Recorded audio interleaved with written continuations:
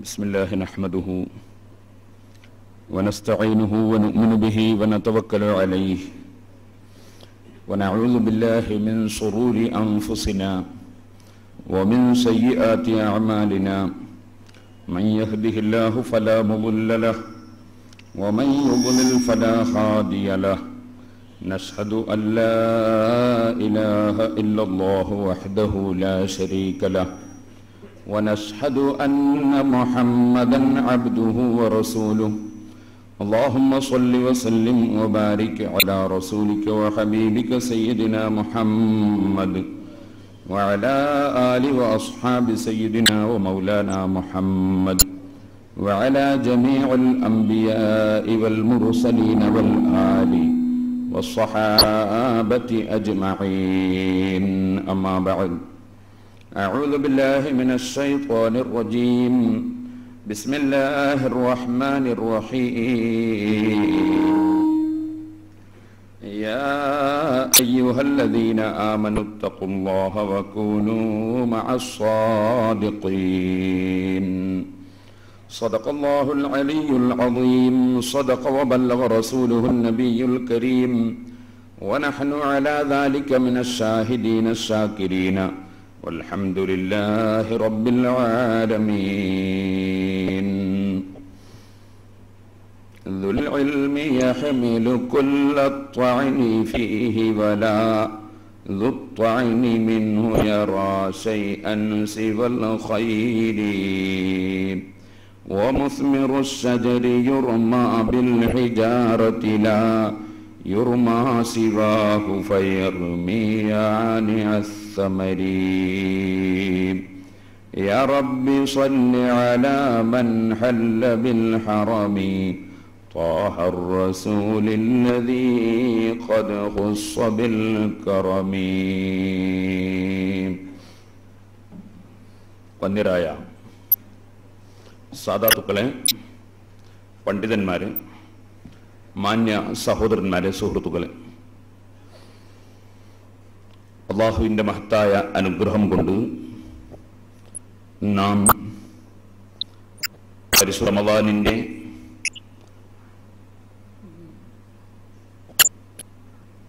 ആദ്യത്തെ 10 അള്ളാഹുവിൻ്റെ റഹ്മത്ത് പ്രതീക്ഷിച്ചുകൊണ്ട് അള്ളാഹുവിൻ്റെ പള്ളിയിൽ ഒരുമിച്ച് കൂടിയവരാണ്. അള്ളാഹു നമ്മുടെ ഈ അവൻ പൊരുത്തപ്പെട്ട ആഖിറത്തിന് വേണ്ടിയുള്ള സദസ്സായി നമ്മിൽ നിന്ന് സ്വീകരിക്കുമാറാകട്ടെ.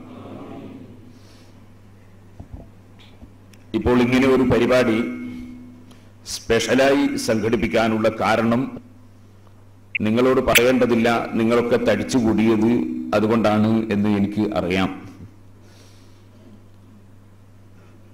വിദേശ നാടുകളിൽ നമ്മുടെ പാവപ്പെട്ട സുന്നത്ത് ജമാഅത്തിന്റെ പ്രവർത്തകന്മാർ ഏതെങ്കിലും സ്ഥാപനങ്ങളിലുള്ള യതീം മക്കൾക്കും അഗതികൾക്കും സാധുക്കൾക്കുമൊക്കെ സഹായം നൽകാൻ വേണ്ടി എന്തെങ്കിലും സംഭാവനകൾ പിരിച്ചെടുക്കുന്ന ഒരു സമയമാണ് ഇപ്പോൾ. മുസ്ലിം ജനങ്ങൾ കൂടുതലായി സംഭാവന നൽകുന്ന സമയവും അള്ളാഹുവിൻ്റെ വിധിയനുസരിച്ച് നേരത്തെ മരിച്ചുപോയി എന്നല്ലാതെ അനാഥ മക്കൾ ഒരു തെറ്റും ചെയ്തിട്ടില്ല. അതുപോലെ സാധുക്കളായ അഗതികളായ കുട്ടികൾ, അവരിൽ പലരും ബാപ്പ ഉണ്ടെങ്കിലും അതുകൊണ്ട് ബാപ്പ ഉള്ളതിനേക്കാൾ ബുദ്ധിമുട്ടിലാണ്. കാരണം ബാപ്പ രോഗത്തിൽ കിടക്കുന്നു, ഉമ്മ തീരെ സുഖമില്ല, ബാപ്പ രോഗം കാരണത്താൽ ദിവസേന 100-300 ഉറുപ്പിക ചെലവ് വേണം. ഉമ്മാക്കും മറ്റുള്ള കുടുംബത്തിനും ജീവിക്കാൻ ഒന്നുമില്ല. സ്വന്തം പഠിപ്പിക്കാനോ ഭക്ഷണം കിട്ടാനോ വകുപ്പില്ല. ബാപ്പ ഉണ്ട് എന്നതിന്റെ പേരിൽ യതീം എന്ന വകുപ്പിൽപ്പെടുത്തിയ ആളുകൾ കൂടുതൽ ശ്രദ്ധിക്കുകയും ഇല്ല. വാസ്തവത്തിൽ യതീമായ കുട്ടിയെ സംബന്ധിച്ചിടത്തോളം ചിലപ്പോൾ ബാപ്പയില്ല എന്ന നിലക്ക് സമൂഹം ശ്രദ്ധിക്കും, നാട്ടുകാർ പ്രത്യേകം സഹായിക്കും. ബാപ്പക്കാണെങ്കിൽ മരിച്ചുപോയത് കൊണ്ട് പ്രത്യേകം ചെലവൊന്നും വേണ്ട. നേരെ മറിച്ച് രോഗിയായി കിടക്കുന്ന ബാപ്പ ഒരു കഴിവുമില്ലെങ്കിൽ ബാപ്പക്ക് ചിലപ്പോൾ 300, 400, 500 ഒരു ദിവസം ചെലവിന് വേണം. മരിച്ചുപോയ ബാപ്പക്ക് ചെലവ് കൊടുക്കേണ്ട ആവശ്യമില്ല. അപ്പൊ ആ നിലക്ക് യതീമിനേക്കാൾ ബുദ്ധിമുട്ടുന്ന അഗതികൾ സമൂഹത്തിൽ എത്രയോ ഉണ്ട്.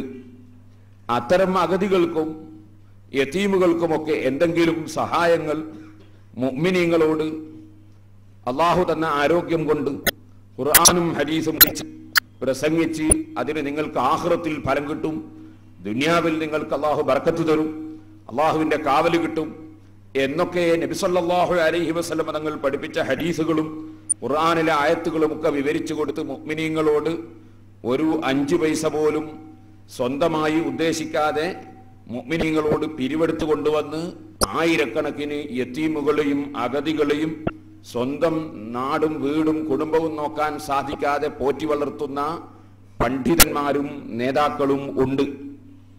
അത്തരം ആളുകളെയൊക്കെ സമൂഹത്തിന്റെ മുന്നിൽ ഇടിച്ചു താഴ്ത്തി ഈ പാവപ്പെട്ട യതീമുകളുടെയും അഗതികളുടെയും ഭക്ഷണം മുടക്കിയതുകൊണ്ട് ഈ മുടക്കുന്ന ആളുകൾക്ക് ഒന്നും കിട്ടാനില്ല, മറിച്ച് മുസ്ലിം സമുദായത്തിന്റെ നന്മക്കെതിരായി പ്രവർത്തിച്ചതിൽ സന്തോഷവും സായുജ്യവും അടയുക എന്നതിൽ കവിഞ്ഞ് വേറെ യാതൊന്നും അവർക്ക് ലഭിക്കാനില്ല.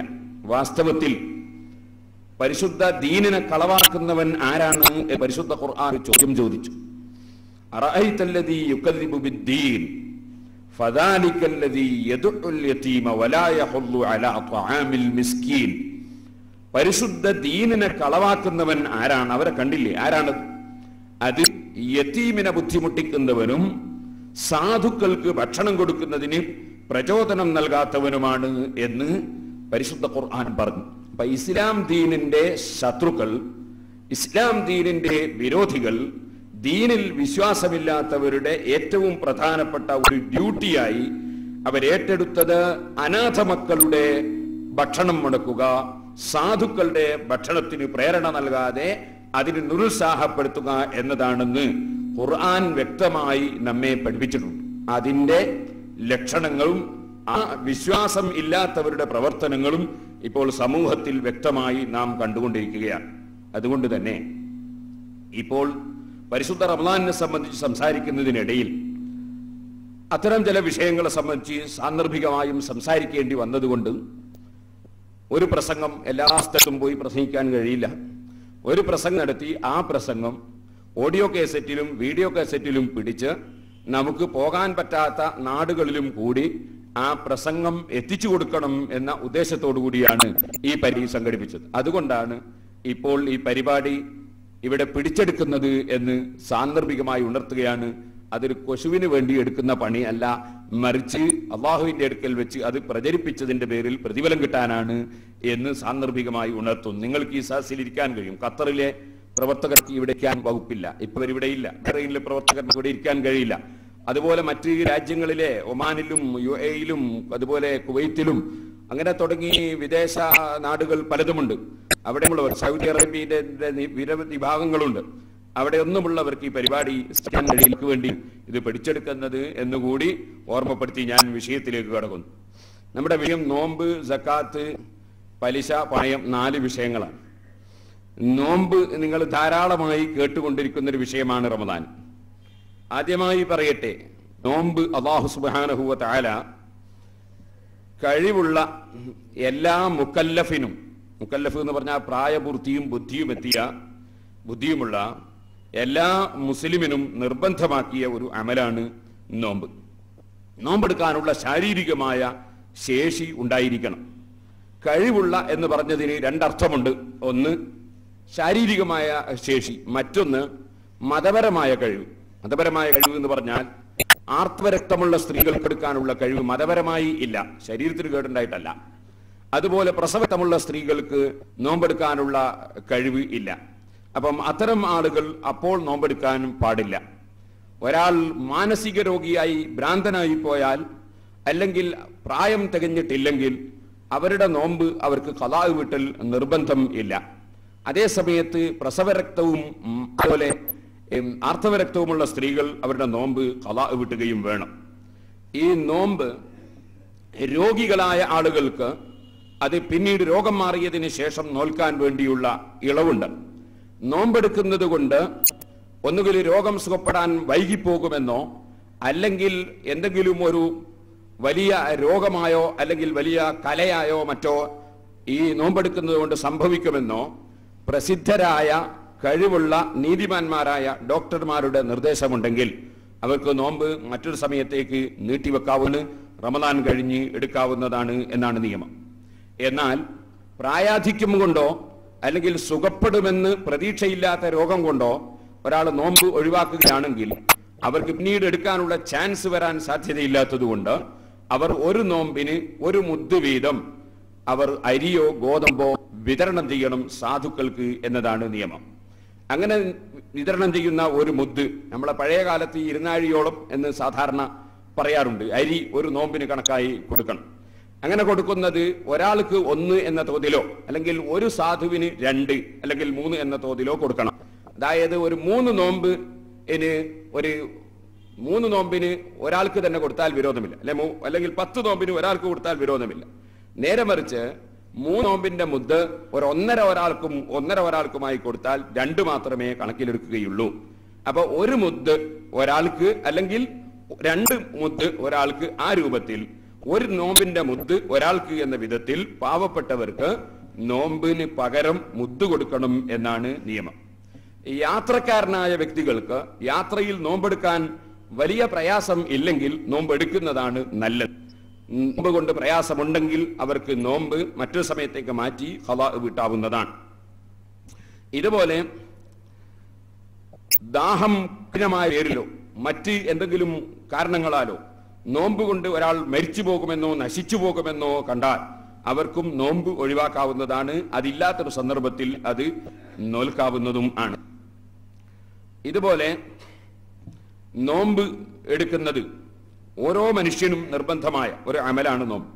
കുട്ടികൾ 7 വയസ്സായാൽ നിസ്കാരം കൊണ്ട് കൽപ്പിക്കപ്പെടൽ നിർബന്ധമായതുപോലെ നോമ്പെടുക്കാൻ സാധിക്കുന്ന കുട്ടികളോട് നോമ്പെടുക്കാൻ വേണ്ടി കൽപ്പിക്കൽ രക്ഷിതാക്കൾക്ക് നിർബന്ധമാണ്. അവർ നോമ്പ് എടുപ്പിക്കേണ്ടതുമാണ്. കുട്ടിക്കാലത്ത് അങ്ങനെ നോമ്പ് എടുപ്പിക്കുന്നില്ലെങ്കിൽ പിൽക്കാലത്ത് നോമ്പെടുക്കാൻ അവർക്ക് സാധിക്കാതെ വരും. അപ്പോൾ പിന്നെ സ്വന്തം ഉമ്മ തന്നെ പലപ്പോഴും നോമ്പും നോറ്റ് മക്കൾക്ക് പത്തിരി ഉണ്ടാക്കി കൊടുക്കേണ്ട ഗതികേട് വാത്സല്യപൂർവ്വം പോറ്റി വളർത്തിയ മക്കളുടെ മുമ്പിൽ ഉമ്മമാർക്ക് സംഭവിച്ചു പോകാറുണ്ട്. അതുകൊണ്ട് അത് പ്രത്യേകം ശ്രദ്ധിക്കേണ്ടതാണ്. കുട്ടിക്കാലത്തിനെ നോമ്പെടുത്ത് കുട്ടികളെ പരിചയിപ്പിക്കേണ്ടതാണ് എന്ന് സാന്ദർഭികമായി ഉണർത്തുന്നു. മറ്റൊരു കാര്യം പറയാനുള്ളത്, നോമ്പിന്റെ കുറഞ്ഞ മസലകൾ മാത്രമാണ് ഇപ്പോൾ പറയുന്നത്. ബാക്കിയൊക്കെ ഇൻഷാ അല്ലാഹ് പിന്നെയും നിങ്ങൾക്ക് പലപ്പോഴും മുത്തലിബ് സാഹിബിന്റെ ക്ലാസ്സിലൊക്കെ കേൾക്കാം. ഞാൻ നോമ്പ് കൂടി ഈ വിഷയത്തിൽ ഉൾക്കൊള്ളുന്നതുകൊണ്ട് കുറച്ച് മസലകൾ പഠിക്കാൻ വേണ്ടി പറയുകയാണ്. ഏതെങ്കിലും ഒരു ദിവസം, ഏത് ദിവസവും രാത്രിയിൽ നോമ്പിന് വേണ്ടി നിയ്യത്ത് ചെയ്യണം. നോമ്പിനാകെ 2 ഫർദ് മാത്രമേ ഉള്ളൂ. ഒന്ന് നിയ്യത്ത് ചെയ്യുക എന്നതാണ്. റമദാൻ നോമ്പാകുമ്പോൾ റമദാൻ നോമ്പാണെന്നും ഫർലാണെന്നും ഈ ഫർലായ റമദാൻ നോമ്പിനെ നാളെ നോറ്റുവിടുവാൻ ഞാൻ കരുതി എന്ന് നമ്മുടെ മനസ്സിൽ നാം കരുതുക. അതാണ് യഥാർത്ഥത്തിൽ നിയ്യത്ത് എന്ന് പറയുന്നത്. അത് വിശദമായി നമ്മൾ സാധാരണ നിയ്യത്ത് ചെയ്യുന്നത് പോലെ നവൈത്തു സോമഗദിൻ മുതൽക്ക് അങ്ങോട്ട് ഈ കൊല്ലത്തെ അതാ ആയ ഫർദായ റമദാനിൽ നിന്നുള്ള നാളത്തെ നോമ്പിനെ അല്ലാഹു തആലക്ക് വേണ്ടി നോറ്റുവിടുവാൻ ഞാൻ കരുതി എന്ന് പറയുന്നത് പൂർണ്ണമായ നിയ്യത്താണ്. അങ്ങനെ നിയ്യത്ത് ചെയ്താൽ പിന്നെ അതിൽ ഉൾപ്പെടാൻ ബാക്കിയില്ല. ഇരിക്കട്ടെ, റമദാനിലെ നോമ്പ് അതിന് നിയ്യത്ത് രാത്രിയിൽ നിർവഹിക്കണം. അങ്ങനെ രാത്രിയിൽ നിർവഹിക്കാൻ വിട്ടുപോയവർക്ക് ശാഫഈ മദ്ഹബ് അല്ലാത്ത മറ്റ് ചില മദ്ഹബുകളുടെ ആനുകൂല്യം പിടിച്ച് രാവിലെ നോമ്പ് നിയ്യത്ത് ചെയ്താൽ അവർക്ക് ആ നോമ്പ് പിടിച്ചു നിൽക്കുന്നതോടുകൂടി ആ മദ്ഹബ് പ്രകാരം നോമ്പ് കിട്ടാനും കൂടി കാരണമാകും. ചില മദ്ഹബുകളിൽ അങ്ങനെയുണ്ട്. അതുപോലെ റമദാനിന്റെ ആദ്യത്തെ ദിവസം തന്നെ എല്ലാ ദിവസത്തെ നോമ്പിനും ഒന്നായി നിയ്യത്ത് ചെയ്യാമെന്ന് പറഞ്ഞ മദ്ഹബുകളും ഉണ്ട്. ആ മദ്ഹബിന്റെ നിയമങ്ങൾ പഠിച്ചവർക്ക് ആ രൂപത്തിൽ ചെയ്യാവുന്നതാണ്. ഏതായിരുന്നാലും നിയ്യത്ത് ഒഴിവായിപ്പോയവന് പിറ്റേ ദിവസം ഭക്ഷണം കഴിക്കാൻ ഒരു വകുപ്പും ഇല്ല. മറിച്ച് അവൻ വൈകുന്നേരം വരെ നോമ്പുകാരനെ പോലെ തന്നെ നിൽക്കേണ്ടതും പിന്നിടുകയും ചെയ്യേണ്ടതാണ്. പരിശുദ്ധ റമദാനിൽ ഒരു കാരണവശാലും പകല് നോമ്പിന് വിരുദ്ധമായ പ്രവർത്തനങ്ങൾ നടത്താൻ നമുക്ക് വകുപ്പില്ല, നേരത്തെ ഞാൻ പറഞ്ഞ കാരണങ്ങളുള്ളവർക്ക് അല്ലാതെ. അപ്പൊ നിയ്യത്ത് ഒഴിവായി പോയാലും ഇനി എന്ത് കാരണത്താലായാലും നോമ്പില്ലാത്തവൻ നോമ്പുള്ളവനെ പോലെ തന്നെ നിൽക്കൽ അവന് നിർബന്ധമാണ്. ഉദാഹരണത്തിന് നോമ്പിന്റെ ആദ്യത്തെ ദിവസം നോമ്പായ വിവരം നമ്മൾ അറിഞ്ഞില്ല, നേരം വെളുത്തി ചായ കുടിക്കുന്ന സമയത്താണ് ഇന്നലെ മാസം കണ്ടു എന്നുള്ള വിവരം അറിയിക്കുന്നതെങ്കിൽ അവിടെ വെച്ച് ചായ നിർത്തുകയും വൈകുന്നേരം വരെ നോമ്പുകാരനായി തന്നെ തുടരുകയും ചെയ്യേണ്ടതാണ് എന്നാണ് നിയമം. ആ നോമ്പ് പിന്നീട് ഖളാ വീട്ടുകയും വേണം. നോമ്പ് ഉള്ള വ്യക്തികൾ, നോമ്പ് മുറിയ കാര്യങ്ങളൊക്കെ നിങ്ങൾക്കൊക്കെ അറിയുന്ന വിഷയമായതുകൊണ്ട് വിശദമായി പറയുന്നില്ല. നോമ്പ് ഉള്ള വ്യക്തികൾ ലൈംഗികമായി ബന്ധപ്പെട്ട് സംയോഗം നടത്തിയാൽ അവർക്ക് വലിയ പിഴ ആയി, കഫാറത്തായി അവർ വലിയ കാര്യങ്ങൾ ചെയ്യേണ്ടി വരും. അതിലൊന്ന് ഒരു മുഅ്മിനായ അടിമയെ വാങ്ങി മോചിപ്പിക്കുക എന്നാണ്. അടിമ കച്ചവടം തന്നെ ഇന്നില്ലാത്തതുകൊണ്ട് ഇത് സാധ്യമല്ല. പിന്നീടുള്ളത് 60 ദിവസം തുടർച്ചയായി നോമ്പെടുക്കുക എന്നാണ്. ഒരു ദിവസം ഭാര്യയുമായി സംയോഗത്തിൽ ഏർപ്പെട്ടോ അല്ലെങ്കിൽ മറ്റു നിലക്കോ സംയോഗത്തിൽ ബന്ധപ്പെട്ട് ഒരാൾ നോമ്പ് നശിപ്പിച്ചാൽ, നോമ്പ് ബാത്തിലാക്കിയാൽ ആ വ്യക്തി ചെയ്യേണ്ടത് 2 മാസം തുടർച്ചയായി നോമ്പെടുക്കലാണ്. അത് 59 ദിവസം നോമ്പെടുത്തിട്ട് ഒരു ദിവസം വിട്ടുപോയാൽ പിന്നെയും ആദ്യം മുതൽ പിന്നെയും 60 നിൽക്കണം. ആ രൂപത്തിലാണ് അതിന്റെ നിയമം ഉള്ളത്. അതിന് ഒരു വിധത്തിലും സാധിക്കാത്ത വ്യക്തിയാണെങ്കിൽ അവർക്ക് 60 പാവപ്പെട്ടവർക്ക് നേരത്തെ ഞാൻ പറഞ്ഞതുപോലെ മുദ്ദു കൊടുത്താൽ മതിയാകുന്നതാണ്. മറ്റൊന്ന്, നോമ്പ് ഖളാ ആയിപ്പോയ ആളുകൾ കാരണം കൊണ്ട് തന്നെ ഖളാ ആയിപ്പോയാലും അത് അടുത്ത വർഷത്തിനിടയിൽ നോറ്റ് വീട്ടേണ്ടതാണ്. അത് നോറ്റ് വീട്ടാനുള്ള കഴിവും സാഹചര്യവും ആരോഗ്യവും ഉണ്ടായിട്ട് നോറ്റ് വീട്ടിയിട്ടില്ലെങ്കിൽ അടുത്ത വർഷമാകുന്നത് വരെ നീട്ടിക്കൊണ്ടുപോയാൽ പിറ്റത്തെ നോമ്പിന് ശേഷം ഖളാ വീട്ടുന്നതിന്റെ പുറമെ ഒരു നോമ്പിന് 1 മുദ്ദ് വീതം അവൻ സാധുക്കൾക്ക് കൊടുക്കുകയും ചെയ്യേണ്ടതാണ്. നോമ്പ് മുറിയുക എന്ന് പറയുന്നത് മനപ്പം ചെയ്താലാണ് നോമ്പ് മുറിയുന്നത്. ഒരാൾ നോമ്പുകാരനായി രാവിലെ എഴുന്നേറ്റിങ്ങനെ വരുമ്പോ ഒരു സ്ഥലത്ത് ഇങ്ങനെ വന്ന് അങ്ങനെ പീടിയക്കാരി അപ്പൊ സാധാരണ പോലെ കടലെടുത്ത് കുറച്ചുപോയി, അയാൾ നോമ്പാണെന്നുള്ളത് മറന്നുപോയി, അല്ലെങ്കിൽ ഒരാൾ ചായ തളിച്ചു പോയി, നല്ല വയറ് നിറയെ പൊറാട്ടയും ചായയോ കടിച്ചതിന് ശേഷമാണ് നോമ്പാണെന്നുള്ള ഓർമ്മ വന്നത്, എന്നാൽ നോമ്പ് മുറിയുകയില്ല. അതായത് മനഃപൂർവ്വം ചെയ്താൽ മാത്രമേ നോമ്പ് മുറിയുള്ളൂ. അതുകൊണ്ട് ഞാൻ മറന്നിട്ട് ചെയ്താന്ന് പറഞ്ഞാൽ ചെയ്യണ്ട, മനഃപൂർവ്വം ചെയ്താൽ മാത്രമേ നോമ്പ് മുറിയുള്ളൂ. അള്ളാഹു എല്ലാം അറിയുന്നവനാണ്. ഇതുപോലെ മറ്റൊരാൾ നിർബന്ധിച്ച് കത്തി കാണിച്ച് കുടികട ഇല്ല ഇപ്പൊ കുത്തും ഞാൻ നിന്റെ കഴുത്തിന് എന്ന് പറഞ്ഞിട്ട് അങ്ങനെ പേടിച്ചിട്ട് ഒരാൾ കുടിക്കുകയോ തിന്നുകയോ ചെയ്താൽ അതുകൊണ്ടും നോമ്പ്, അല്ലെങ്കിൽ ഒരാൾ തൊള്ള തുറന്നിട്ട് വയലങ്ങോട്ട് ഒഴിച്ചു കൊടുത്തു, അതുകൊണ്ടൊന്നും നോമ്പ് മുറിഞ്ഞു പോവുകയില്ല. കാരണം അവൻ മനഃപൂർവ്വം ചെയ്തവൻ അല്ല, അല്ലെങ്കിൽ അവൻ സ്വയിഷ്ടപ്രകാരം ചെയ്തവനല്ല. അതുപോലെ നോമ്പ് മുറിയുന്ന കാര്യങ്ങളെ സംബന്ധിച്ച് നമുക്കൊക്കെ അറിയാൻ ധാരാളം അവസരങ്ങളും ആ അവസരം ലഭിക്കാത്ത ഏതോ ഒരു പ്രദേശത്ത് മുസ്ലിമീങ്ങളുമായി ബന്ധമില്ലാതെ ജീവിച്ചൊരു വ്യക്തിയോ അല്ലെങ്കിൽ ഇന്നലെയോ മറ്റോ ഇസ്ലാമിലേക്ക് വന്നതിന്റെ പേരിൽ നോമ്പ് മുറിയുന്ന കാര്യങ്ങൾ അറിയാത്തൊരു വ്യക്തിയോ അങ്ങനത്തെ ഒരാള് അറിവില്ലാതെ വല്ലതും കഴിച്ചു പോയാൽ, ചിലപ്പോൾ ചില മതത്തിലൊക്കെ അവരെ നോമ്പിന് അരിൻ്റെതൊന്നും തിന്നറിയുന്നേ ഉള്ളൂ. അപ്പൊ പൊറാട്ട എന്നാ പ്രശ്നമില്ലല്ലോ എന്ന് വിചാരിച്ചിട്ട് ഇസ്ലാമിൽ ഇന്ന് രാവിലെ വന്ന ഒരാൾ ഉച്ചക്ക്, അല്ല ഇന്നലെ വന്ന ഒരാള് ഇന്നത്തെ നോമ്പില് ഉച്ചക്ക് പൊറാട്ട തിന്നുപോയി, എന്നാൽ അദ്ദേഹം അറിയാതെ ചെയ്തു പോയതുകൊണ്ട് അദ്ദേഹം നോമ്പ് മുറിയുകയില്ല. മനുഷ്യൻ ഇന്ദ്രിയം പുറപ്പെടുവിക്കുന്നത് കൊണ്ട് നോമ്പ് മുറിഞ്ഞു പോകും. അത് വുളു മുറിയാൻ സാധ്യതയുള്ള ലിംഗമോ അല്ലെങ്കിൽ അന്യ സ്ത്രീകളെയോ ഭാര്യയോ തൊടുന്നതുകൊണ്ട് ഇന്ദ്രിയം പുറപ്പെട്ടാലും വുളു മുറിഞ്ഞു പോകും, അത് മറയില്ലാതെ തൊട്ടതാണെങ്കിൽ. ഒരു ഭാര്യയെ നോമ്പിന്റെ സമയത്ത് ഭാര്യയെ ചുംബിക്കലും ഭാര്യയെ മറയോടുകൂടി അണച്ചുകൂട്ടലും ഒക്കെ പാടില്ലാത്തതാണ്. പക്ഷേ അങ്ങനെ ചെയ്ത സമയത്ത് വല്ലവരും ഇന്ദ്രിയം പുറപ്പെട്ടാൽ അതുകൊണ്ട് വുളു മുറിയുകയില്ല, നോമ്പ് മുറിയുകയില്ല എന്നാണ് നിയമം. കാരണം മറയോടുകൂടി ആയതുകൊണ്ട് വുളു മുറിയുന്ന പ്രശ്നം ഇല്ലാത്തതിനാൽ നോമ്പ് മുറിയില്ല എന്നാണ് നിയമം. പക്ഷെ അങ്ങനെ ചെയ്യരുത് എന്നതാണ്. അതുകൊണ്ട് അങ്ങനെ ഒരു ആനുകൂല്യമുണ്ടെന്നാരും തെറ്റിദ്ധരിക്കരുത്. ആരെങ്കിലും ഒരാൾ സ്വന്തം ഭാര്യയെ നോക്കുന്നതിന്റെ പേരിലോ അല്ലെങ്കിൽ ലൈംഗികമായ എന്തെങ്കിലും വിഷയങ്ങൾ ചിന്തിക്കുന്നതിന്റെ പേരിലോ വല്ലവർക്കും ഇന്ദ്രിയ സ്ഖലനമുണ്ടായാൽ അതുകൊണ്ട് നോമ്പ് മുറിയുകയില്ല. ഇതുപോലെ ഉറക്കിൽ സ്ഖലനമുണ്ടായാലും നോമ്പ് അതുകൊണ്ട് മുറിയുകയില്ല. ഈ കാര്യങ്ങൾ ശ്രദ്ധയിൽപ്പെടുത്തി എന്ന് മാത്രമേ ഉള്ളൂ. ഇനി മറ്റൊന്ന്, നോമ്പ് മുറിയുന്നത് ഉള്ളു എന്ന് പറയപ്പെടുന്ന സ്ഥലത്തേക്ക് എന്തെങ്കിലും ഒരു ബസ് കടന്നുപോയാൽ അതുകൊണ്ട് നോമ്പ് മുറിയുന്നതാണ്. അത് എന്തായാലും വെള്ളം കുടിക്കുക അല്ലെങ്കിൽ ഭക്ഷണം കഴിക്കുക അതൊക്കെ അതിൽപ്പെട്ടതാണ്.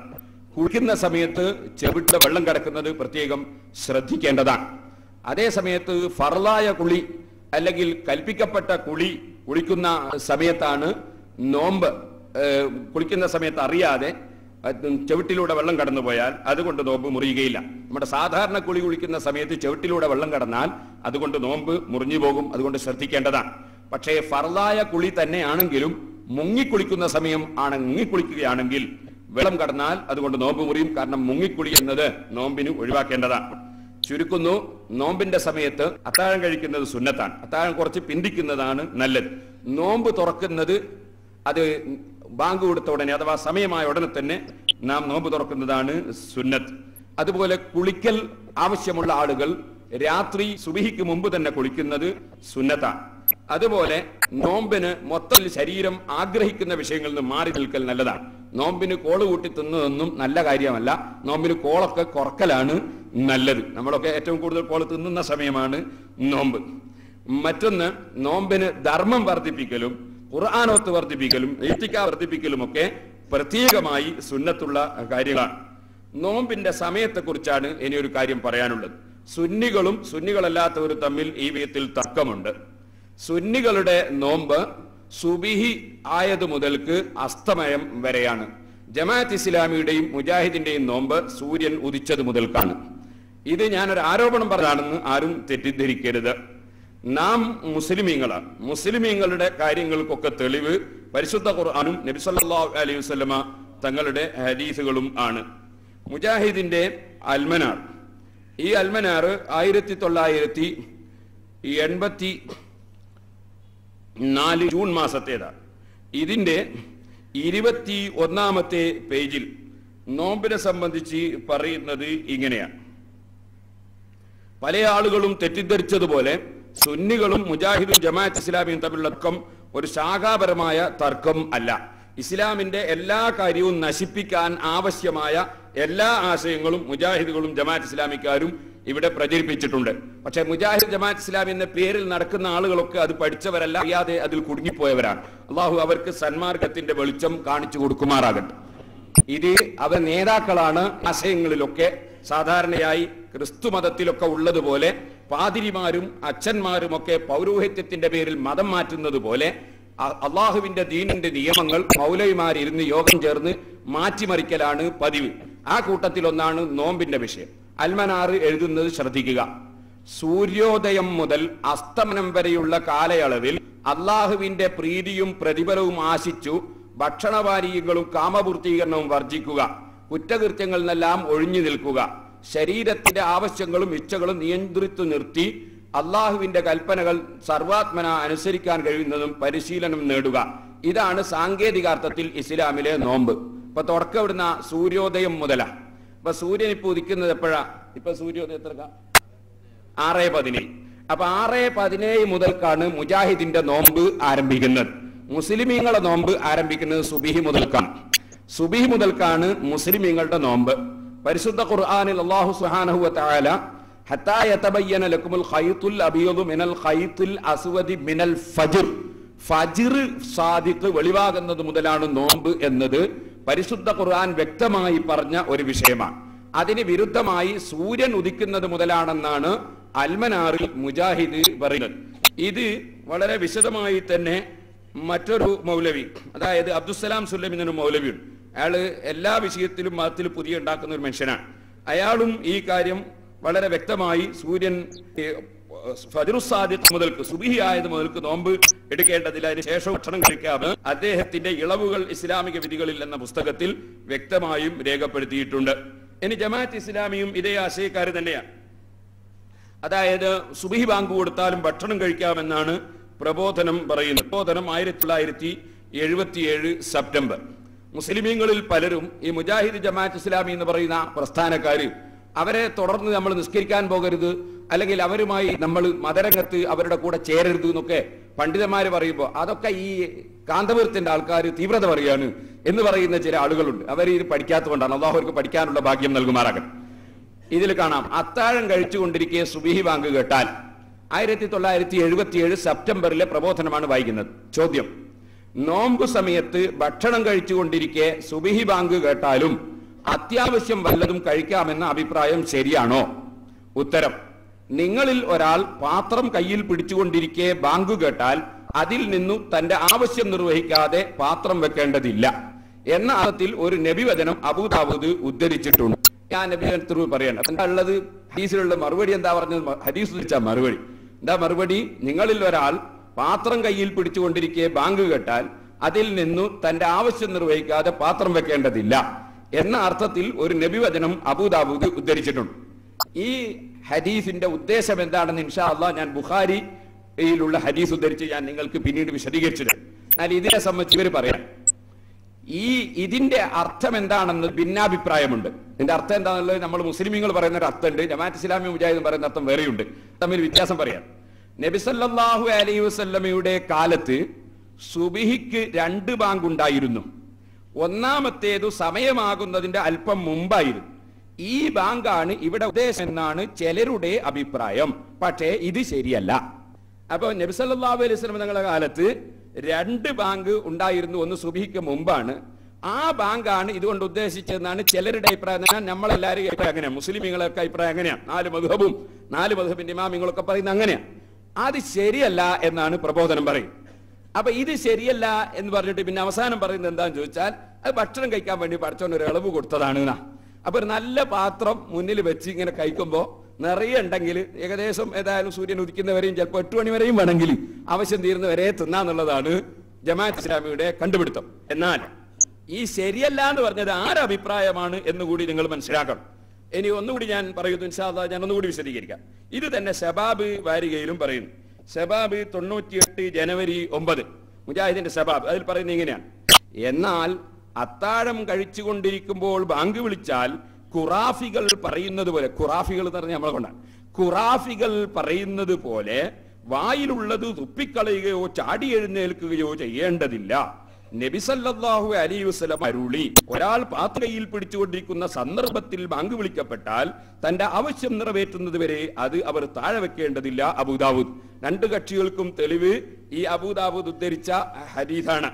എന്നാൽ ആ ഹദീസിന്റെ വിശദീകരണം ഇമാം ബുഖാരി സഹീഹുൽ ബുഖാരിയിൽ നബി സല്ലല്ലാഹു അലൈഹി വസല്ലമ തങ്ങളിൽ നിന്ന് ഉദ്ധരിക്കുന്നു. സഹീഹുൽ ബുഖാരിയുടെ 127 പേജിൽ ഹദീസ് കാണാം. സഹീഹുൽ ബുഖാരിയിൽ ഒരു സ്ഥലത്തല്ല, സഹീഹുൽ ബുഖാരിയുടെ 617, 620, 623, 1918, 2656, 7248 ഈ ഹദീസുകളിൽ മുഴുവനും ഇതിന്റെ വിശദീകരണം ഉണ്ട്. ഹദീസ് എന്താണ്?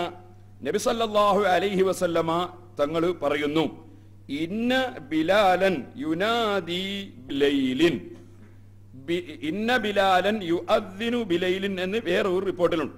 ഇന്ന ബിലാലൻ യുഅദ്ദിനു ബിലൈലിൻ, നബിയുടെ ബാങ്ക് കൊടുക്കുന്ന സഹാബിയായ ബിലാൽ റളിയല്ലാഹു അൻഹു യുഅദ്ദിനു ബിലൈലിൻ, അദ്ദേഹം രാത്രിയിൽ ബാങ്ക് കൊടുക്കും.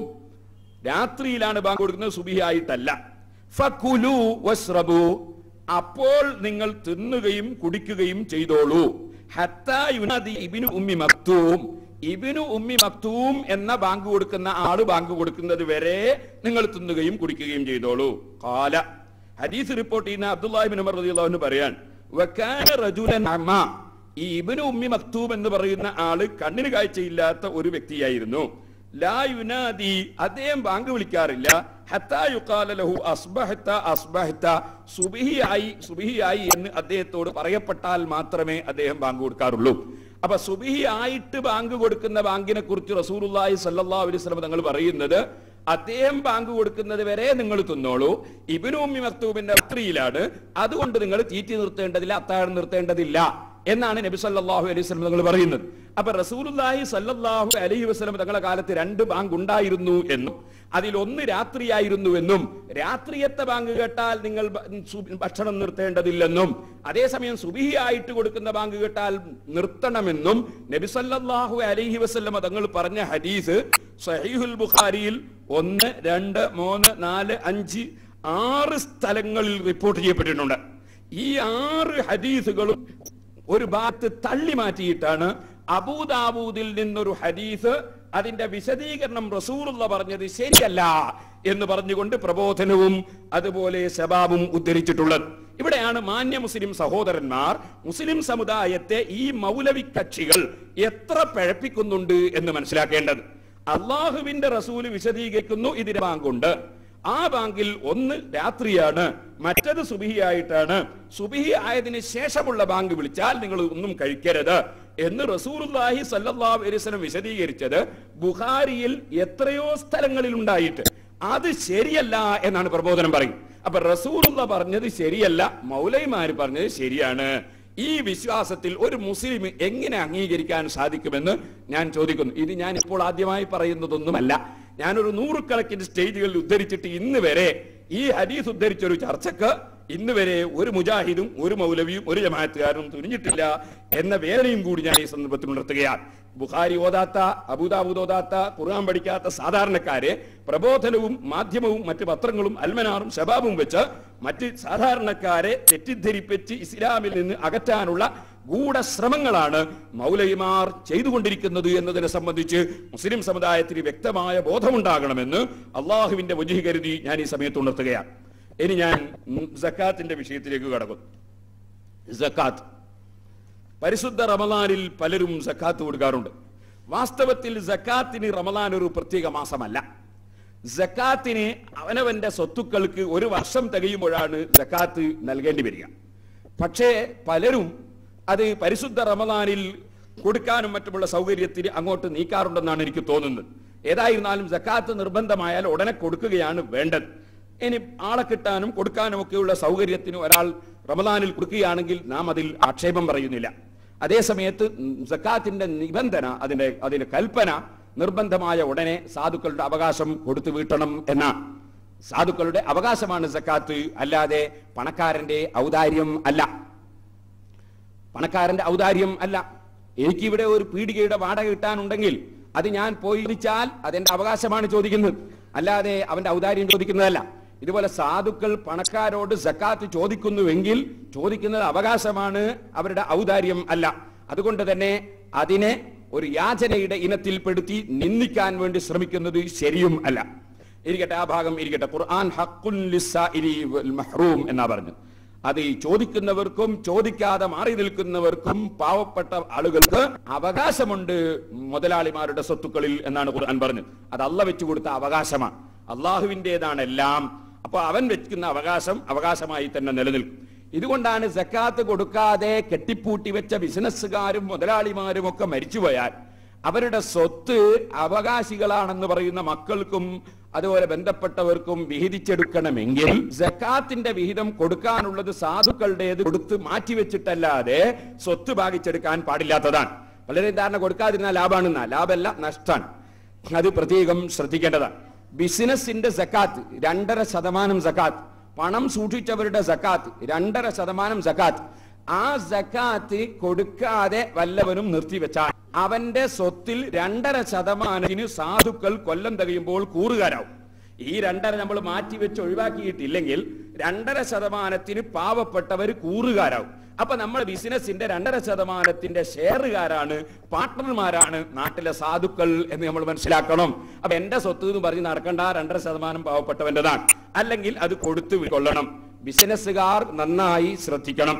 അവരുടെ കച്ചവട മുതലുകൾക്ക് വർഷം തികയുമ്പോൾ മുതൽ വില കെട്ടി ആ മുതലും ആ കച്ചവടത്തിലായി നടന്നുകൊണ്ടിരിക്കുന്ന പണവും രണ്ടും കൂടി എത്ര പണത്തിനുണ്ടെന്ന് നോക്കി അതിന്റെ 2.5% അവര് സക്കാത്ത് പണമായി കൊടുക്കേണ്ടതാണ് എന്നാണ് ഞാൻ പറഞ്ഞതിന്റെ താല്പര്യം. പിന്നെ പ്രധാന ഭക്ഷ്യവസ്തുക്കൾക്ക് സക്കാത്തുണ്ട്. നമ്മുടെ നാട്ടിലൊക്കെ ഇപ്പം നെൽകൃഷിയൊന്നും കൂടുതലില്ലാത്തത് കൊണ്ട് ഞാൻ കൂടുതലായി അത് വിശദീകരിച്ച് പറയാൻ ഉദ്ദേശിക്കുന്നില്ല. പണത്തിന് സക്കാത്ത് കൊടുക്കണം. പണം എന്നതിൽ പ്രഥമവും പ്രധാനവുമായി കടക്കുക അത് സ്വർണവും വെള്ളിയുമാണ്. നബി സല്ലല്ലാഹു അലൈഹി വസല്ലം തങ്ങളുടെ കാലത്തും നമ്മുടെ മുൻഗാമികളുടെ കാലത്തുമൊക്കെ സ്വർണവും വെള്ളിയുമാണ് പണമായി ഉപയോഗിച്ചിരുന്നത്. എന്നാൽ പിൽക്കാലത്ത് ഇപ്പോൾ നമ്മുടെ നാട്ടിൽ നടന്നുകൊണ്ടിരിക്കുന്ന, അതുപോലെ രാജ്യമൊട്ടാകെ ലോകമൊട്ടാകെ നടക്കുന്ന കറൻസികൾ, കടലാസ് കറൻസികൾ, അത് പണമായി അംഗീകരിക്കപ്പെടുകയും ലോകം മുഴുക്കയും ഏത് വസ്തുവും കൊടുത്താൽ കിട്ടുകയും എന്ത് കൊടുത്താലും അത് കിട്ടണം എന്നൊരവസ്ഥ വരികയും ചെയ്തുകൊണ്ട്, അതാണ് പണത്തിന്റെ പ്രത്യേകത. പണം എന്ന് പറഞ്ഞാൽ എന്താണ്? പണം എന്ന് പറഞ്ഞാൽ എന്ത് കൊടുത്താലും അത് കിട്ടണം, ഇത് കൊടുത്താൽ എന്തും കിട്ടും. നിങ്ങളിപ്പോൾ അങ്ങാടി പോയിട്ട് നോക്ക്, പച്ചക്കറി കിട്ടണം എന്നാൽ നമ്മൾ പണം കൊടുക്കണം, എന്നാൽ പണം കൊടുത്താൽ എന്തും കിട്ടും. ഇനി നമ്മൾ തേങ്ങ വിറ്റാൽ എന്താ കിട്ടണ്ടേ? പണം കിട്ടണം. എന്ത് കൊടുത്താലും അത് കിട്ടണം, എന്ത് കൊടുത്താലും അത് കിട്ടണം, ഇത് കൊടുത്താൽ എന്തും കിട്ടും. അങ്ങനത്തെ ഒരു സാധനത്തിനാണ് പണം എന്ന് പറയുന്നത്. അതിനാണ് പണം എന്ന് പറയും. ഈ സ്ഥാനത്ത് പൂർവ്വകാലത്ത് ഉണ്ടായിരുന്നത് വെള്ളിയും പൊന്നുമാണ്. പിൽക്കാലത്ത് അത് കടലാസ് കറൻസികളായി ഈ അടുത്ത് ലോകമൊട്ടാകെ സാർവത്രികമായി കഴിഞ്ഞു. ഈ സാർവത്രികമായി ഇത് പണമായതുകൊണ്ട് വെള്ളി പൊന്നിന്റെ സ്ഥാനത്താണ് ഈ പണം എന്നാണ് പണ്ഡിതന്മാർ പറയുന്നത്. അതുകൊണ്ട് ആ പണം സൂക്ഷിച്ചാൽ സക്കാത്ത് 2.5% കൊടുക്കണമെന്ന് മുസ്ലിം പണ്ഡിതന്മാർ പറയുന്നത്. ഇതുപോലെ പൊന്ന്, ഇത് ശരിക്കും മനസ്സിലാക്കണം. ഞാൻ നാദാപുരത്ത് വെച്ച് ഈ വിഷയം കിതാബുകൾ ഉദ്ധരിച്ച് പ്രസംഗിച്ചപ്പോൾ മറുപടി കിട്ടാതിരുന്നപ്പോഴാണ് അവിടെയുള്ള സംസ്ഥാനക്കാർ പിന്നെ കല്ലെടുത്തെറിയാൻ തുനിഞ്ഞത്. അള്ളാഹു അവർക്ക് സന്മാർഗം കാണിച്ചു കൊടുക്കുമാറാകട്ടെ. ലോക മുസ്ലിങ്ങൾ മുഴുവനും, ലോക മുസ്ലിം പണ്ഡിതന്മാർ മുഴുവനും അവരുടെ ഗ്രന്ഥങ്ങളിൽ രേഖപ്പെടുത്തിയിട്ടുള്ള ഒരു വിഷയമാണ്. ഞാൻ ആ ഭാഗം വിശദമായി പറയാൻ ഉദ്ദേശിക്കുന്നില്ല. അപ്പൊ പണം സൂക്ഷിച്ചാൽ സകാത്ത് കൊടുക്കണം. ഇതുപോലെ പണത്തിന്റെ നിയമം ഈ കറൻസിക്ക് വരും എന്ന് നാം മനസ്സിലാക്കുമ്പോൾ നാം ഉൾക്കൊള്ളേണ്ട ഒരു വിഷയമുണ്ട്. അതെന്താണ്? വെള്ളി പൊന്നിന് പലിശ എന്ന നിലക്കുള്ള ഒരു നിയമമുണ്ട്. ആ പലിശ എന്ന നിലക്കുള്ള നിയമം എന്താണ്? പലിശ എന്ന നിലക്കുള്ള നിയമം പൊന്നിന് പകരം വിൽക്കുമ്പോൾ തൂക്കം തുല്യമായിരിക്കണം. അത് പഴയ പൊന്നാണെങ്കിലും പുതിയ പൊന്നാണെങ്കിലും കൈമാറ്റം ചെയ്യുകയാണെങ്കിൽ, പൊന്നും തമ്മിൽ കൈമാറ്റം ചെയ്യുകയാണെങ്കിൽ തൂക്കം തുല്യമായിരിക്കണം. അതുപോലെ അത് റൊക്കം തന്നെ അപ്പോൾ സദസ്സിൽ വെച്ച് തന്നെ കൈമാറുകയും വേണം. കടമായി അല്ലെങ്കിൽ അവധിയായി കച്ചവടം ചെയ്യാനും പാടില്ല. ഉദാഹരണത്തിന്, നമുക്ക് ഉമ്മാമ മരിച്ചിട്ട് ഒരു 5 പവന് പഴയ കാതിലയും പഴയ സാധനങ്ങളൊക്കെ ഉണ്ട്, ചുറ്റൊക്കെ ഉണ്ട്. അത് നമ്മൾ ഇപ്പോഴത്തെ കാലത്ത് പെൺകുട്ടികളൊന്നും ഇടൂല. മാത്രമല്ല അതൊട്ടാകെ പഴകിയിട്ട് അതിന്റെ ഭംഗിയൊക്കെ പോയിരിക്കുന്നു. ഉമ്മാമ വെച്ചിട്ട് കിട്ടിയതാണ്. ആ വസ്തു നമുക്ക് ജ്വല്ലറിയിൽ കൊടുത്ത് നമ്മളെ മകളെ നിക്കാഹിന്, പുതിയ കല്യാണത്തിന് പുതിയ പൊന്നു വാങ്ങണം. എന്നാൽ എന്ത് വേണം? ഈ പഴയതങ്ങ് കൊടുത്ത് പകരം പുതിയത് കുറച്ച് തൂക്കം കുറച്ച് 5 പവനാണ് അത്, അതിന് പകരം 4 പവന് പുതിയത് വാങ്ങിയാൽ അത് പലിശയാണ് എന്നതിൽ 4 മദ്ഹബിലും തർക്കമില്ല. നബി സല്ലല്ലാഹു അലൈഹി വസല്ലം വ്യക്തമായി ഹദീസിൽ പഠിപ്പിച്ച ഒരു കാര്യമാണ്. ഒരു മദ്ഹബിലും തർക്കമില്ല. അപ്പോൾ പിന്നെ നിങ്ങൾ ചോദിക്കും, അല്ല മുസ്ലിയാരെ, 5 പവൻ പഴയ പൊന്നു കൊടുത്താൽ പുതിയ 5 പവൻ ആരെങ്കിലും തരുവോ? തൂക്കം തുല്യാണോ? നിങ്ങളങ്ങ് വാസാക്കിയാൽ മതിയോ? ഏതെങ്കിലും കച്ചവടക്കാർ തരുവോ? ഇല്ല. അതിനെന്താ വഴി? അതിന് വഴി വളരെ വ്യക്തമായി ഇമാമിങ്ങൾ അവരെ കിതാബിൽ പറഞ്ഞിട്ടുണ്ട്. അതെന്താ? പഴയ പൊന്ന് ആ ജ്വല്ലറിക്കാരന് വിൽക്കണം. നമ്മൾ ക്യാഷിന് വിൽക്കണം. അങ്ങനെ ക്യാഷിന് വിറ്റിട്ട് ആ ക്യാഷ് അയാളോട് ഇങ്ങോട്ട് വാങ്ങണം. ആ ക്യാഷ് വാങ്ങിയിട്ട് ആ ജ്വല്ലറിയിൽ നിന്നോ മറ്റൊരു ജ്വല്ലറിയിൽ നിന്നോ നമുക്ക് പുതിയ പൊന്ന് വാങ്ങാവുന്നതാണ്. അത് ആ ജ്വല്ലറിയിൽ നിന്ന് വാങ്ങരുത് എന്ന് പറഞ്ഞ ചില ഇമാമിങ്ങളുണ്ട്. എന്നാൽ ആ ജ്വല്ലറിയിൽ നിന്ന് തന്നെ വാങ്ങുന്നതിന് വിരോധമില്ല എന്നാണ് ഷാഫിഈ മദ്ഹബ്. അപ്പോ ഞാൻ പറഞ്ഞു വന്നത്, അങ്ങനെ പൊന്നിന് കൈമാറ്റം. ഇതെന്താണ് ഇങ്ങനെ ഒരു നിയമം? അത് അള്ളാഹു വെച്ച നിയമമാണ്. നിയമങ്ങളൊക്കെ അള്ളാഹ് വെച്ചാണ്. മുമ്പൊരാൾ ചോദിച്ചു, വലത്തെ കാലിന് ചെരുപ്പ് ധരിക്കുമ്പോൾ വലത്തെ കാലിന് ആദ്യം ധരിക്കണം, ഊരി വെക്കുമ്പോൾ ഇടത്തെ കാലിന്റെ ആദ്യം ഊരണം. ഒരാൾ ചോദിച്ചാൽ എന്താ എപ്പോഴും ഇയാൾക്ക് സ്വാഗതവും മറ്റേയാൾക്ക് നന്ദിയും?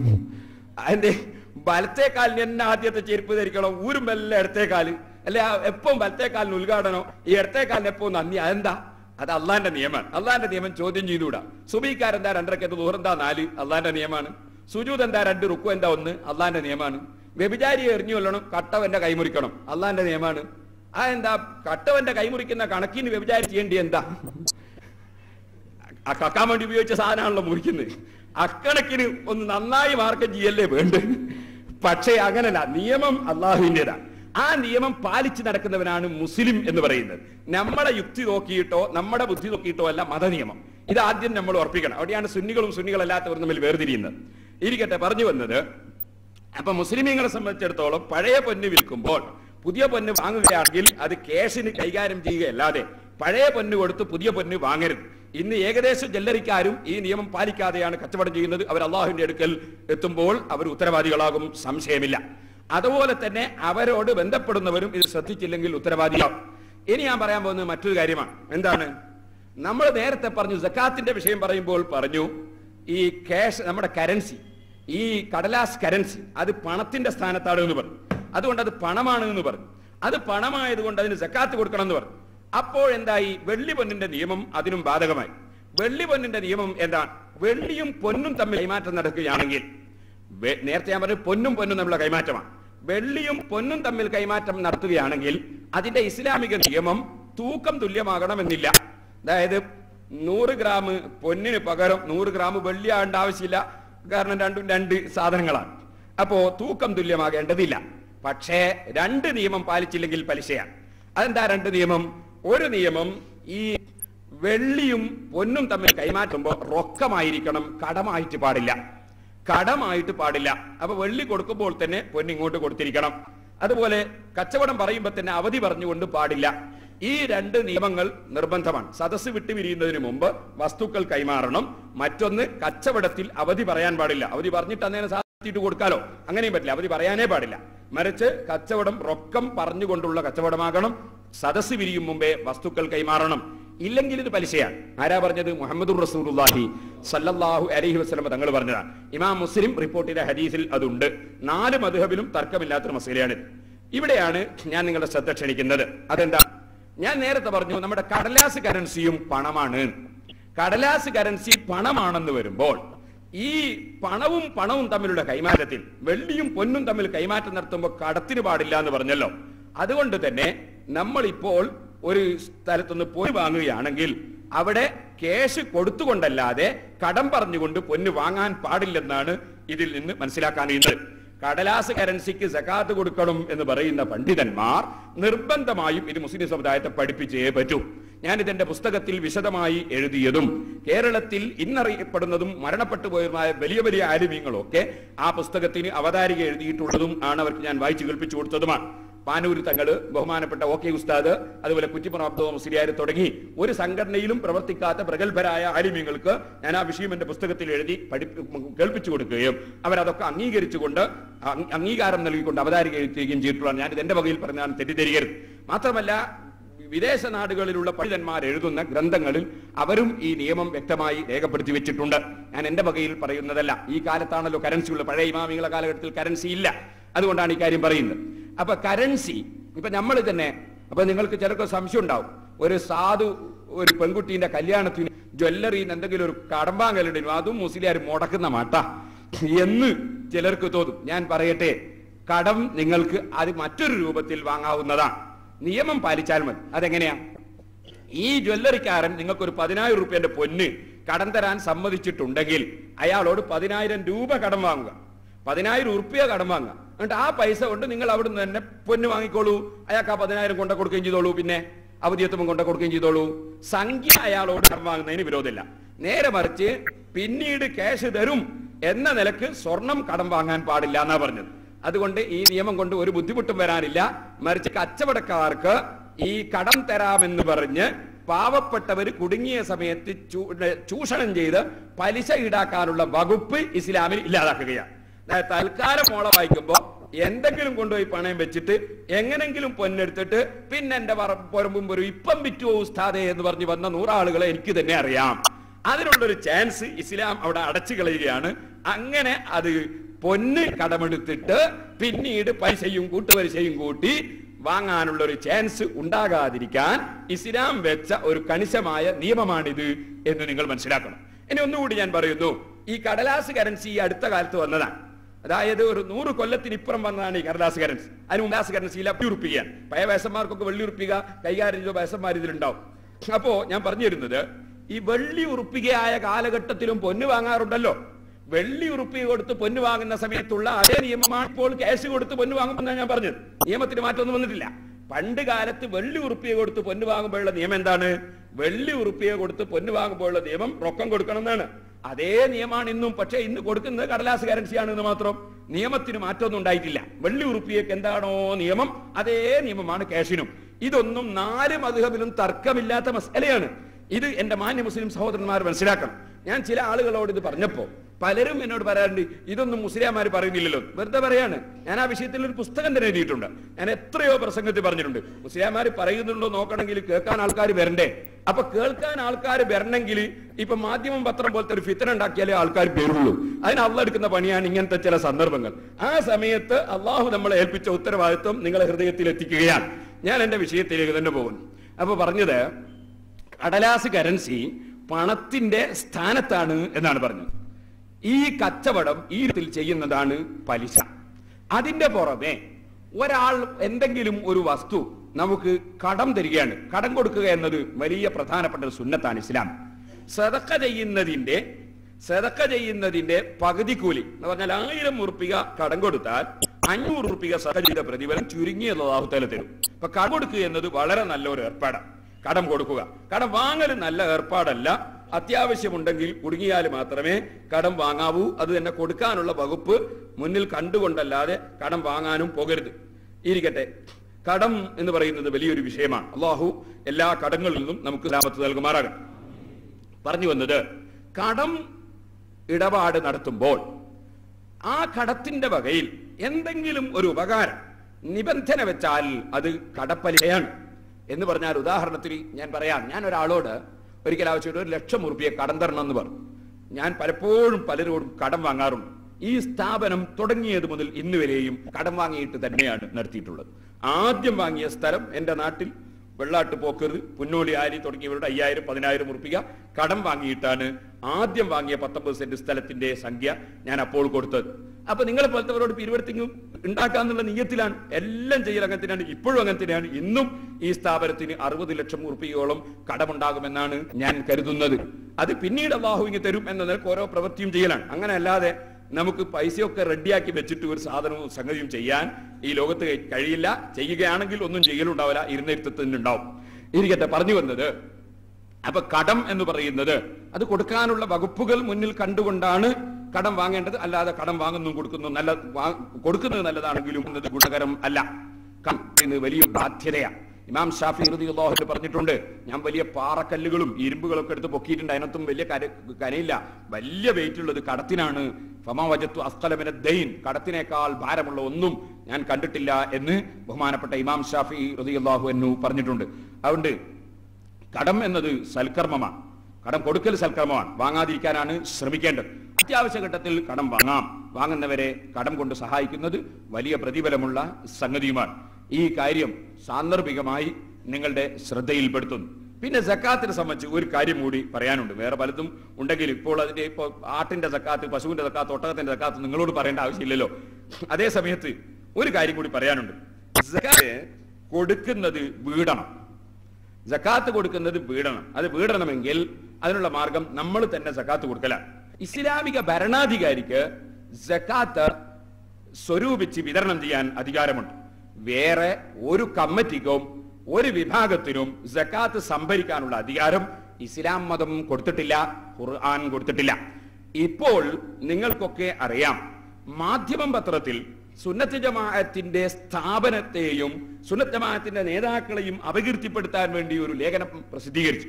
അതിന്റെ ഉള്ളിലെ ചക്ക എന്താണെന്ന് നിങ്ങൾക്ക് മനസ്സിലായോ എന്നറിയില്ല. അതിന്റെ ഉള്ളിലെ ഏറ്റവും വലിയ രഹസ്യം എന്താണെന്ന് ചോദിച്ചാൽ, ജമാഅത്ത് ഇസ്ലാമിക്ക് ഒരു പുതിയ തീരുമാനമുണ്ട്. എന്താണ് തീരുമാനം? മാധ്യമപത്രം ജമാഅത്ത് ഇസ്ലാമിയുടേതെന്ന് അറിയാത്തവരുടെ സദസ്സിൽ ഉണ്ടാവുകയില്ലല്ലോ. എന്താണ് തീരുമാനം? ജമാഅത്ത് ഇസ്ലാമി ഈ റമദാനിനോടനുബന്ധിച്ച് ആളുകളുടെ സക്കാത്തൊക്കെ വാങ്ങാൻ വേണ്ടി തീരുമാനിച്ചിരിക്കുന്നു. അതിന് കുറച്ച് സഞ്ചി അവർ തുന്നിച്ചിട്ടുണ്ട്. ആ സക്കാത്തുകളൊക്കെ പിരിച്ചെടുക്കാൻ വേണ്ടി കുറച്ച് സഞ്ചി തുന്നിച്ചിട്ടുണ്ട്. ആ സക്കാത്ത് അവരുടെ സഞ്ചിയിൽ വന്ന് വീഴണമെങ്കിൽ, അതുപോലെ മറ്റുള്ളവരുടെ ധർമ്മം വന്ന് വീഴണമെങ്കിൽ, ഈ പാവപ്പെട്ട യതീമുകൾക്കും പാവപ്പെട്ടവർക്കും ഒക്കെ കൊടുക്കുന്ന ധർമ്മങ്ങൾ മുഴുവനും അവരുടെ സഞ്ചിയിലേക്ക് നീങ്ങാൻ അത് പിരിവെടുക്കാൻ വേണ്ടി പോകുന്ന റസീവർമാരുടെയും പണ്ഡിതന്മാരുടെയും കയ്യിൽ അത് വരാതെ ജമാഅത്ത് ഇസ്ലാമിയുടെ സഞ്ചിയിൽ ധർമ്മത്തിന്റെ പണം മുഴുവനും വന്ന് വീഴണം. അതിന് ജനങ്ങൾ വിശ്വസിക്കുന്ന പണ്ഡിതന്മാരെയും അത് ജനങ്ങൾ അംഗീകരിക്കുന്ന ആളുകളെയും സ്ഥാപനങ്ങളെയും ഒക്കെ ഒന്ന് നിസ്സാരപ്പെടുത്തി കാണിക്കുക എന്നതാണ് ജമാഅത്ത് ഇസ്ലാമിയുടെ മാധ്യമം ഇപ്പോൾ കണ്ടുവച്ച മാർഗം. ഈ മാർഗം അവലംബിച്ചുകൊണ്ടാണ് വാസ്തവത്തിൽ ഈ അടുത്ത് മാധ്യമം പത്രത്തിൽ ഒരു ലേഖനം പ്രസിദ്ധീകരിച്ചു. ഞാൻ അതിനെ സംബന്ധിച്ച് വിശദമായി ഇൻഷാ അല്ലാഹ് പറയാം. എന്നാൽ ആദ്യമായി ഞാൻ പറയുന്നു, ജമാഅത്ത് ഇസ്ലാമിയുടെ ഒരു കാപ്പട്യം മുഅ്മിൻ മുസ്ലിം സഹോദരന്മാർ മനസ്സിലാക്കാൻ പഠിക്കാൻ, ഇത് പ്രബോധനമാണ്. ഏത് പ്രബോധനം? പ്രബോധനം ശരീഅത്ത് പതിപ്പ് 1984 നവംബർ. ഈ ശരീഅത്ത് പതിപ്പിൽ ഇന്നത്തെ ജമാഅത്ത് ഇസ്ലാമിയുടെ അമീർ സിദ്ദീഖ് ഹസൻ എഴുതിയ ലേഖനം നമുക്ക് കാണാൻ സാധിക്കും. ഈ ലേഖനത്തിൽ അദ്ദേഹം പറയുന്നത് എന്താ? സക്കാത്ത് ശേഖരിച്ച് വിതരണം നടത്തുക എന്ന കാര്യം അത് ഒരു ഭരണാധികാരിക്ക് മാത്രമേ പാടുള്ളൂ എന്ന് സിദ്ദീഖ് ഹസൻ ഈ ലേഖനത്തിൽ വ്യക്തമായി രേഖപ്പെടുത്തുകയാണ്. 1984 നവംബറിലെ പ്രബോധനം ശരീഅത്ത് പതിപ്പ് കേട്ടോളൂ, ഞാൻ വായിക്കാം. ഒരു ഭരണകൂടത്തിനു മാത്രം ചെയ്യാൻ കഴിയുന്ന ഒട്ടേറെ നിയമനിർദ്ദേശങ്ങൾ വിശുദ്ധ ഖുർആനിൽ കാണാം. ശരിക്കും നിങ്ങൾ മനസ്സിലാക്കും, ഒരു ഭരണകൂടത്തിനു മാത്രം ചെയ്യാൻ കഴിയുന്ന ഒട്ടേറെ നിയമനിർദ്ദേശങ്ങൾ വിശുദ്ധ ഖുർആനിൽ കാണാം.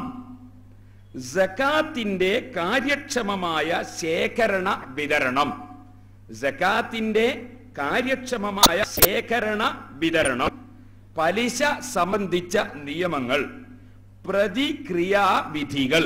പ്രതിക്രിയാവിധികൾ എന്ന് പറഞ്ഞാൽ ഇങ്ങോട്ടൊരാൾ കൊന്നാൽ അങ്ങോട്ട് കൊല്ലുക, ഇങ്ങോട്ട് ഒരുത്തന്റെ മൂക്ക് കുറിച്ചാൽ പകരം അങ്ങോട്ട് മൂക്ക് കുറിക്കുക. അതാ പ്രതിക്രിയാവിധികൾ. മോഷണത്തിനും വ്യഭിചാരത്തിനുമുള്ള ശിക്ഷകൾ. വ്യഭിചരിച്ചവൻ എറിഞ്ഞു കൊല്ലുക, കട്ടവന്റെ കൈമുറിക്കുക, അതാണ് മോഷണത്തിനും വ്യഭിചാരത്തിനുമുള്ള ശിക്ഷകൾ. ഇവയെല്ലാം ഇക്കൂട്ടത്തിൽ പെടുന്നു.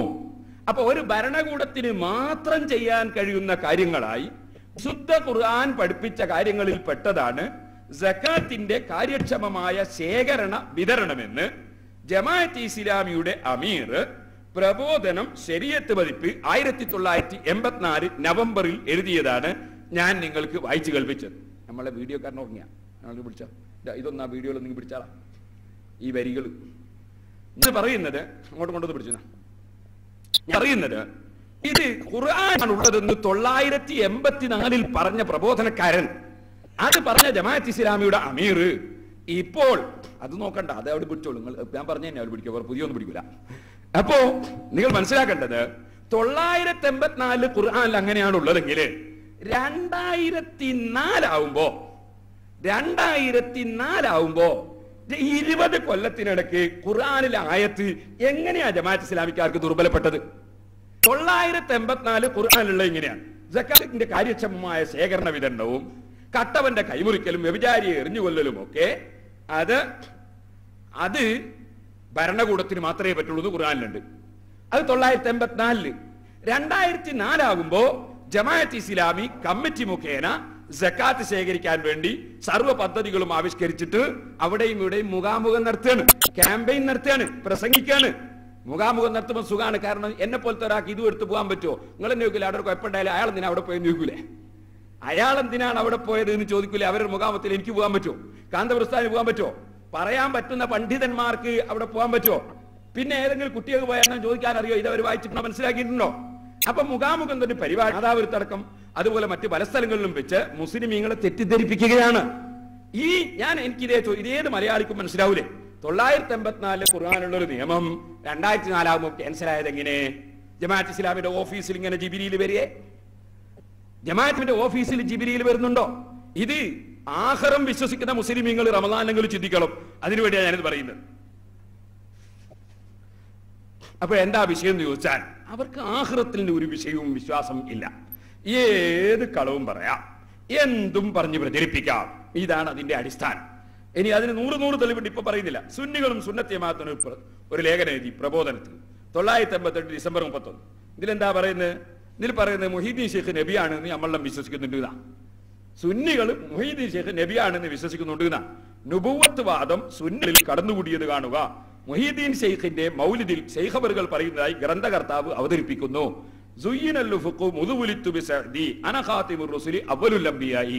സൗഭാഗ്യപൂർവ്വം ഞാൻ ജനിച്ചത് മുതൽ ഉപരിലോകം അലങ്കൃതമാക്കപ്പെട്ടിരിക്കുന്നു. ഞാനാണ് അന്റെ ദൈവദൂതനും പ്രഥമ നബിയും. മുഹീദ്ദീൻ ഷെയ്ഖ് പറഞ്ഞാൽ ഞാൻ ആ പ്രഥമ നബിയും. അത് മുഹീദ്ദീൻ മൗലിദിൽ ഉണ്ട് ആ പ്രബോധനത്തിലുള്ളത്. ഇത് 988 ഡിസംബർ 31 പ്രബോധനത്തിലാണ്. അന്ന് മുതൽ ഞാൻ പ്രസംഗിക്കാൻ തുടങ്ങി ഇങ്ങനെ ഞങ്ങളെ മൗലിദിലില്ല, ഇങ്ങനെ ഞങ്ങളെ മൗലിദിലില്ല, പച്ച കള്ള എഴുതിയാണ് സുന്നികളെ കാഫറാക്കാൻ വേണ്ടി. ഇനി ഞാൻ പ്രസംഗിക്കാൻ തുടങ്ങി. ഞാൻ വടക്കാങ്കര എന്ന സ്ഥലത്ത് മലപ്പുറം ജില്ലയിൽ പെരിന്തൽമണ്ണക്കടുത്ത് പ്രസംഗിച്ചപ്പോ അവിടെ ഭയങ്കര മൗലവി, മുജാഹിദീനും ജമാഅത്ത് ഇസ്ലാമിന്റെ ഭയ മൗലവിയാണ്. ഈ മൗലവി എന്ത് ചെയ്തു എന്നറിയോ? ഈ മൗലവി പറഞ്ഞു അത് ഒരു മൗലവി താവിലുണ്ട് എന്ന് പറഞ്ഞു. അങ്ങനെ ഞാൻ വേറൊരു ദിവസം പരിപാടി വെച്ച് അയാളെ പരിപാടി കഴിഞ്ഞിട്ട് വെക്കാൻ വെച്ചു. വേറൊരു ദിവസം പിന്നെയും പരിപാടി വെച്ചു. അങ്ങനെ ഞാൻ ചെന്ന് മൗലവിന്റെ അടുത്ത് വീട്ടിൽ ആൾക്കാർ ചെറുപ്പക്കാർ കുട്ടികൾ വെച്ച് ആ മൗലവി താവെന്ന് കാണിച്ചു. നിങ്ങളുടെ ഡേറ്റ് പറഞ്ഞാണല്ലോ, ഡേറ്റ് ഒക്കെ പറഞ്ഞു അയാൾ പറഞ്ഞു അതിപ്പോ നോക്കിയിട്ട് എവിടെയും കാണുന്നില്ല. മൗലിദ് ഇത്താവുന്ന ദുനിയാവിലൊട്ടാകെ മുജാഹിദീങ്ങൾ വരെ അച്ചടിച്ച് വിൽക്കുന്ന സാധനമാണിത്. അപ്പൊ പച്ചക്കള്ളം സുന്നികളെ പേരിൽ മുഹീദ്ദീൻ ഷെയ്ഖ് നബിയാണെന്ന് വിശ്വസിക്കുന്നത് പ്രബോധനത്തിലായിരുന്നു, മാധ്യമത്തിലുമല്ല. മാധ്യമം പിന്നെ കളവ് പറയാൻ തന്നെ ചെയ്ത് പ്രബോധനം മനുഷ്യനെ നന്നാക്കാനാണെന്ന് ഇങ്ങനെയാ പ്രബോധനം ചെയ്ത് കള്ളത്തരം പറഞ്ഞ പ്രബോധനം തന്നെ ഉള്ളത് എത്തിച്ചു കൊടുക്കല്ലേ? അള്ളാഹുവിന്റെ റസൂലും സഹാബത്തൊക്കെ എത്തിച്ചു കൊടുത്ത ഇങ്ങനെ കള്ളത്തരം പറഞ്ഞ അപ്പൊ കളവ് പറയുക. അതാണ് അള്ളാഹുവിന്റെ റസൂൽ ഈ പ്രസ്ഥാനത്തെ സംബന്ധിച്ചൊക്കെ നേരത്തെ തന്നെ പറഞ്ഞു. സയകൂനു ഫീ ആഖിരിസ് സമാനി, ഇത് ഒന്നതിലങ്ങ് പിടിച്ചളവനെ. സയകൂനു ഫീ ആഖിരിസ് സമാനി ദജ്ജാലൂന കദ്ദബൂന, ഖിയാമത്ത് നാളിൽ കബളിപ്പിക്കുകയും പച്ചക്കള്ളം പറയുകയും ചെയ്യുന്ന ഒരു കൂട്ടർ വരും. അവർ നിങ്ങളെ മുൻഗാമികൾ പറഞ്ഞതിനെതിരായി പറയും എന്ന് നബി സല്ലല്ലാഹു അലൈഹി വസല്ലം പറഞ്ഞ ഹദീസ് ഇമാം ബുഖാരി റിപ്പോർട്ട് ചെയ്ത ഹദീസിൽ കാണാം. ഇത് നിങ്ങൾ മനസ്സിലാക്കണം. ഇനി പറഞ്ഞു വരുന്നത്, അപ്പൊ ഈ ജമാഅത്ത് ഇസ്ലാമി മുമ്പേ തന്നെ സുന്നത്ത് ജമാഅത്തിനെ നശിപ്പിക്കാൻ വേണ്ടി പച്ചക്കള്ളം പറയുകയും പച്ചക്കള്ളം റിപ്പോർട്ട് ചെയ്യുകയും ചെയ്യുക എന്നത് ജമാഅത്ത് ഇസ്ലാമിയുടെയും മുജാഹിദിന്റെയും സ്ഥിരം സ്വഭാവമാണ്. പലരും ധരിച്ചതുപോലെ ആ മേലെ കാണുന്ന ഗുണമൊന്നും ആ സാധനത്തിനില്ല. അത് ശരിക്കും നമ്മൾ മനസ്സിലാക്കണം. പുഞ്ചിരി കണ്ടാൽ അസ്സലാമു അലൈക്കും കേട്ടാൽ നല്ല ഭംഗിയുണ്ടാവും, പക്ഷെ ആഖിറത്തിൽ വിശ്വസിച്ചുകൊണ്ടുള്ള പ്രവർത്തനങ്ങളല്ല. ഇനി ഞാൻ നിങ്ങളോട് പറയട്ടെ, ഇപ്പോഴത്തെ വിഷയത്തിലേക്ക് കടക്കാം. നിങ്ങൾ ശ്രദ്ധിക്കുക, പലിശ വാങ്ങലും കൊടുക്കലും, പലിശക്ക് കൂട്ടുനിൽക്കലും, പലിശ എഴുതലും, പലിശക്ക് സാക്ഷി നിൽക്കലും എല്ലാം നബി സല്ലല്ലാഹു അലൈഹി വസല്ലം തങ്ങൾ വ്യക്തമായി വിരോധിച്ച ഹദീസ് നമുക്ക് കാണാൻ സാധിക്കും. എന്നാൽ പലരും തെറ്റിദ്ധരിക്കുന്നത് പോലെ ഒരാള് കടമ്പോൾ പണയം വെക്കലോ, ഒരാൾ ഒരു കാര്യം ഏറ്റെടുക്കുമ്പോൾ ഗ്യാരണ്ടി പറയലോ, ഗ്യാരണ്ടി കൊടുക്കലോ തെറ്റല്ല. പണയം വെക്കൽ തെറ്റല്ല, ഗ്യാരണ്ടി കൊടുക്കൽ തെറ്റല്ല. നബി സല്ലല്ലാഹു അലൈഹി വസല്ലം തങ്ങൾ പണയം വെച്ചിട്ടുണ്ട്. ഇമാം ബുഖാരി റിപ്പോർട്ട് ചെയ്ത ഹദീസിൽ കാണാം, ഇന്ന നബിയ സല്ലല്ലാഹു അലൈഹി വസല്ലമ ഇസ്തറ തആമൻ മിൻ യഹൂദിയിൻ, അല്ലാഹുവിന്റെ റസൂല് ഒരു യഹൂദിയിൽ നിന്ന് ഭക്ഷണം വാങ്ങി, ഇലാ അജലി, അത് അവധിക്കായിരുന്നു വാങ്ങിയത്. കേശപ്പ കൊടുക്കുന്നില്ല. ഭക്ഷണ സാധനം അരിയോ ഗോതമ്പോ വല്ലോ സാധനം അല്ലാഹു റസൂൽ വാങ്ങുന്നു, കേശപ്പ കൊടുക്കുന്നില്ല. അപ്പൊ കേസ് കൊടുക്കാതിരിക്കുമ്പോ അദ്ദേഹത്തിന് ഒരു ഗ്യാരണ്ടിയായി ഒരു പണയം വേണം. യഹൂദിയാണ് അപ്പുറത്തുള്ളത്. നബി സല്ലല്ലാഹു അലൈഹി വസല്ലം തങ്ങളെക്കാൾ വലിയ സത്യസന്ധനായി വേറെ ലോകത്താരുമില്ലാണ്ട് അല്ല, അപ്പുറത്തുള്ള യഹൂദിയാണ്. ആ യഹൂദിക്ക് എന്ത് വേണം? പണയം കിട്ടണം. അപ്പോൾ വറഹനഹു ദിർഅം മിൻ ഹദീദിൻ, നബി സല്ലല്ലാഹു അലൈഹി വസല്ലം തങ്ങൾ ഇരുമ്പിനാലുള്ള അവിടുത്തെ പടയങ്കി ആ യഹൂദിയുടെ അടുക്കൽ പണയം വെച്ചു. ഇമാം ബുഖാരി 408 പേജില് 2068